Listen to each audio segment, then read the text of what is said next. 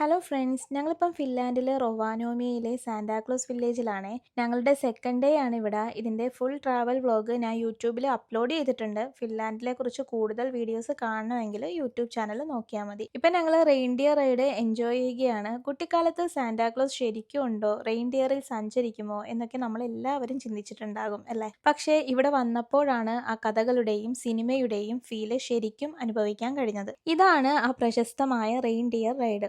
സിനിമകളിൽ കണ്ട അതേ അനുഭവം തന്നെ വളരെ പതുക്കെയായിട്ടാണ് ഇത് പോകുന്നത്. അതുകൊണ്ട് ചുറ്റുമുള്ള മഞ്ഞും ചുറ്റുമുള്ള കാര്യങ്ങളും എല്ലാം നമുക്ക് ആസ്വദിക്കാനായിട്ട് സാധിക്കും. ഇവിടെ ഇന്ന് -15 ഡിഗ്രിയാണ്. അത്രയും തണുപ്പുണ്ട്. അവ ഗ്ലൗസ് ഊരി വീഡിയോ എടുക്കുമ്പോൾ തന്നെ കൈ നന്നായിട്ട് വേദനിക്കാൻ തുടങ്ങും. പക്ഷെ ആ തണുപ്പിലും ഈ അനുഭവം ഒരിക്കലും മറക്കാൻ പറ്റാത്ത ഒന്നാണ്. ഞങ്ങൾ ചെറിയ റൈഡാണ് എടുത്തേക്കുന്നത്.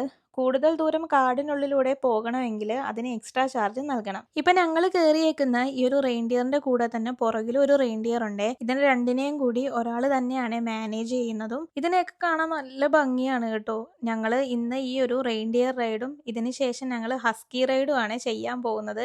ജീവിതത്തിൽ ഒരിക്കലും മറക്കാൻ പറ്റാത്ത ഒരു അനുഭവം തന്നെയാണ് കേട്ടോ ഇത്. അപ്പൊ നിങ്ങളും ഫിൻലാൻഡിൽ വരുമെങ്കിൽ ഈ ഒരു സാന്റാക്ലോസ് വില്ലേജും റെയിൻഡിയർ റൈഡും അതുപോലെ തന്നെ ഹസ്കി റൈഡും ഒരിക്കലും മിസ് ചെയ്യരുതേ. ഈ വണ്ടിയുടെ ഉള്ളിലെ ഇരിക്കുന്ന ഭാഗത്ത് വിരിച്ചിരിക്കുന്നത് റെയിൻഡിയറിന്റെ തോലാണ്. മൈനസ് ടെമ്പറേച്ചറിലൊക്കെ നമ്മൾ യാത്ര ചെയ്യുമ്പോൾ തണുപ്പ് കുറയ്ക്കാൻ വേണ്ടിയിട്ടാണ് ഈ ഒരു തോല് ഉപയോഗിക്കുന്നത്. ഇതിലിരിക്കുമ്പോൾ നല്ല ചൂടും കിട്ടും. ഇനിയിപ്പോൾ ഞാൻ ഹസ്കി റൈഡിന്റെ വീഡിയോ അടുത്ത വ്ളോഗിൽ ഞാൻ അപ്ലോഡ് ചെയ്യാവേ. അപ്പോൾ അതുവരെ എല്ലാവരും ടേക്ക് കെയർ, ബൈ ബൈ.